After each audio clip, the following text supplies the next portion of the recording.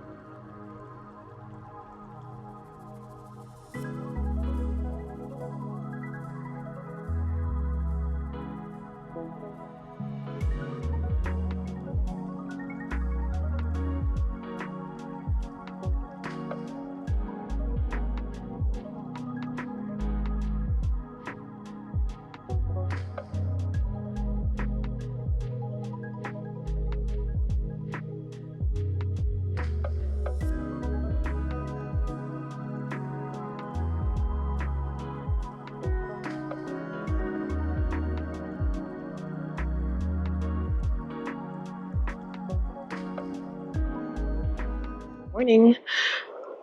I like to come out on the balcony in the mornings. It's like so peaceful. Even though there's a street right here, it's still nice. Like the buzzing of the cars is very relaxing. And then I get a beautiful like shot of the sky. So I come out here to eat my breakfast and have my matcha in the mornings and also to journal. You all know, same routine. I got a new journal recently. It says buzzworthy on there. And the other day, a bee actually flew on this. So I feel like it's been blessed. I actually have a client call this morning. It's a Saturday. I normally don't do calls on Saturdays, but I'm a business owner, so I have to be flexible. So that's in like 30 minutes. So I'm just going to journal. And then I'm also obviously still going through the Artist's Way. I'm on week 10.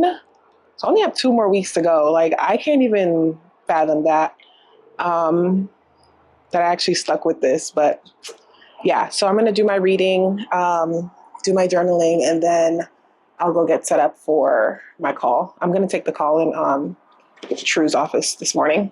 I cannot underemphasize how important journaling has been to my life. Of all of the tools that I've tried, I can definitely say journaling has been the most impactful in my life. And I used to couple it with meditation, but I haven't meditated in months at this point, and I've just been letting myself not. Journaling has been sufficient enough. And I think soon, like, my physical activity is going to take over for what meditation was giving me. But I can't go without journaling. Like if I go a couple of weeks or even like a month or 2 without journaling, I can tell because my mind starts ripping and running, hooting and hollering. It's not good. Like I start getting really anxious. I start overthinking. I lose my train of thought. I have a very rowdy mind. And so journaling really helps keep me grounded. And yeah, I cannot go without it. I feel like I've gone through the cycle of stopping and starting enough to know now that like I should not stop. It really does force you to look at what's been going on, what's been bothering you, what's been upsetting you, and you can't run from it. And I think when you're not journaling and when you're not aware, it's easy to just kind of, oh, something's been bothering me, but not even address it. Like honestly, just suppress it. And that's my jam. So with journaling, it's like, no, you have to face it, babe. Whatever it is, even if it's like a minor discomfort, you still have to pay attention to it. And I love that about it. I feel like that's a good way to hold me accountable to just checking on myself and caring about myself. and like knowing that I'm aware of what I have going on internally, it's like, for me, it's an act of self-love. It's an act of like, Mango, come on. There are other dogs out here. For me, it's the biggest act of self-love, I think, because it's like, hey, I'm going to pay attention to you. I'm going to check on you. I'm going to, make sure that you're well. I'm going to ask you how your day was, and I'm going to reflect on something fun that you did, or give you space to be angry. And like, that's how I feel towards myself. The same way I would do for my friends and my family, I'm doing that for myself with journaling. So I think it's really cool. And I think it's also a great way to keep track of your growth, because I can see in the pages when I've like learned something, experienced something, practiced something, and then grown through and like moved on through something, because I talk about it.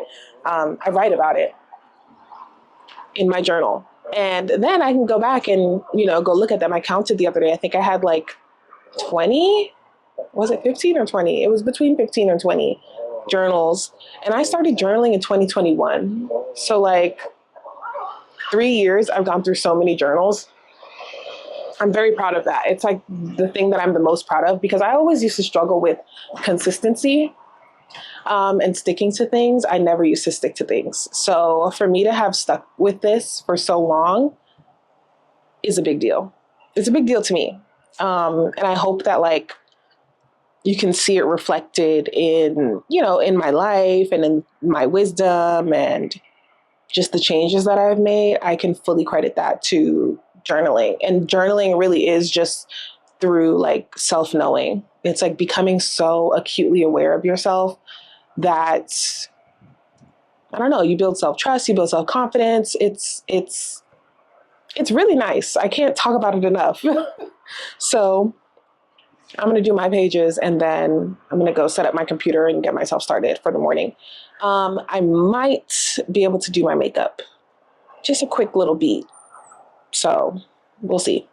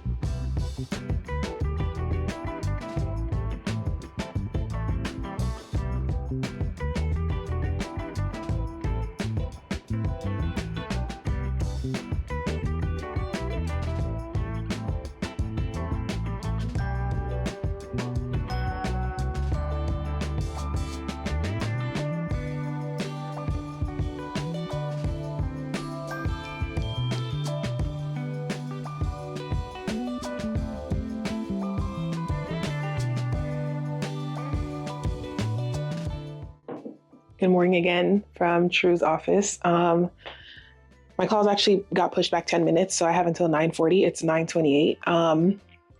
Thank God. I'll be rushing in the mornings. I don't know why I do this. Like, this is why I don't typically do morning calls. During the week, my first call is going to be like 10:30 or 11. I'm not doing no morning calls. But on the agenda for this call, I'm calling it a case study. It's part of an assignment that I got from my business coach, where I have to reach out to old clients and kind of just ask them for feedback. I'm going to be redoing my website. My website has been down for like months at this point. I just took it down because I didn't like it. It wasn't representative of what I wanted it to say. But I had to figure out a whole bunch of stuff, and then I had to hire a business coach, and I had to actually meet with her and get that going. So I've just kept it down this entire time. I'm hoping to bring it back by next month, meaning July, which is like 2-3 days from now. But this is a part of that. So basically, I'm talking to my old clients that I had a good experience with, and I'm just asking them, like, what would make you go to a coach? What do you look for in a coach? You know, what did you think about our sessions? What's unique about me? Why did you pick me? That type of stuff. To then be able to use some of that language in my new website. With the coach, I also came up with like my ideal client, like demographic and psychographics. I've learned is a word. They're like pain points, their challenges, their aspirations, things like that. So I have all of that kind of written out, but talking to people who I've identified as my ideal client because I've already worked with them, I think is going to be a good place to like get information. And my coach thought the same. So we're going to meet. I think I'm just going to try to keep it to an hour. I have 10 questions. And of course, I want to like catch up, you know, talk to them, like check in or whatever. The person that I'm meeting with today, Gabby, I talk to her all the time. So most of the conversation will probably just be like, hey, girl, we'll just go straight into the questions because I know what's going on with her. But yeah, I have a bunch of them coming up in the next like week or two. And then I have one more person that I want to reach out to. I forgot to include her on the original email list.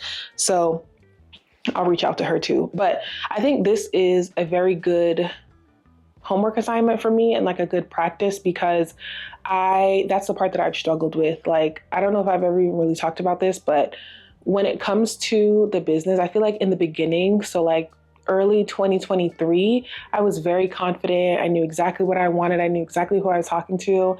But then I got my certificate, and then I started working with people.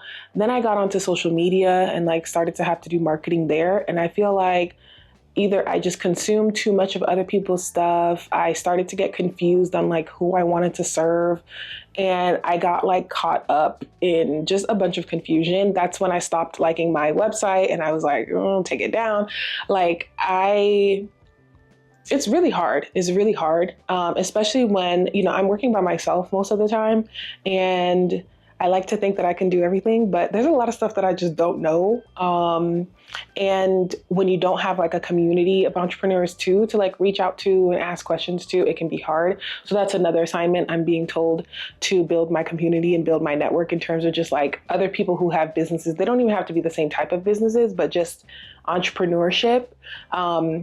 Because I feel like that's been most of the lessons that I've learned and like needed to learn are entrepreneurship related, not specific to the type of work that I do.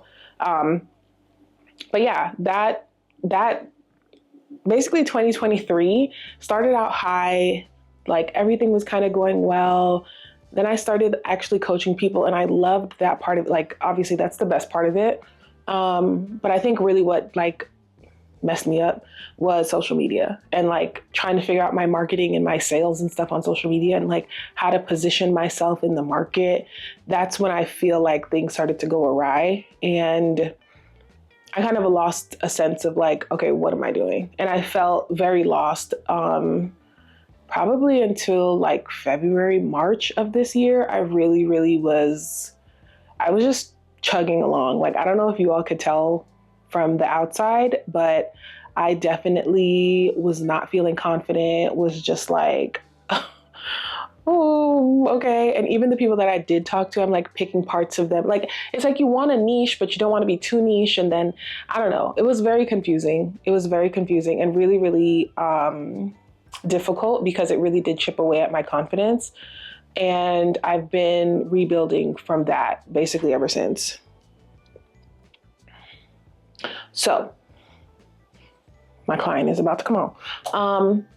So yeah, I'm excited to feel very clear now and just more like, okay, I get it. I'm aligned. I'm good. TikTok is another thing we should talk about. TikTok is another thing. I recently decided that I was not going to post on TikTok anymore. It wasn't going to be a part of my marketing strategy. I gave up on TikTok. I was like, I'm not going to try to force this any longer. And then maybe 2 weeks later, I started getting ideas for things that I wanted to talk about. And now I've been posting on TikTok so much. Like, I don't have a schedule. I don't have an expectation or anything like that. I just post when I want to post. I record what I want to record, and like, that's it. And I think that has been the best thing for me because now I'm like, oh, okay, this is cool. this is cool. I was trying to force it before and it just was not cool. It wasn't cool. I couldn't do it. But that's just like a lesson in figuring out what works for you and do what works for you instead of trying to like fit into this box of what you think needs to be done. So I don't know. I could talk about this all day because it's my day to day. It's like what I'm dealing with on a day to day. But yeah, this is what my morning looks like basically every single day. Even though it's a Saturday, I do the same exact thing. Typically, I wouldn't be in my husband's office. I would either be in a co-working space or on the couch, to be honest. I've been like working from the couch lately. I don't love it, but I'm just like, you don't work for anybody. You have the flexibility. You might as well just go sit on the couch sometimes just to do like editing and little stuff. Nothing that I would need to have some serious focus for. But yeah, my client's about to hop on, so I'm going to have this call with her and then just going to go enjoy my Saturday. Thanks for spending the morning with me. I hope it was a good video. Learning, trying, you know, I say the same thing every single time. Okay, so I will see you all in my next video. Bye.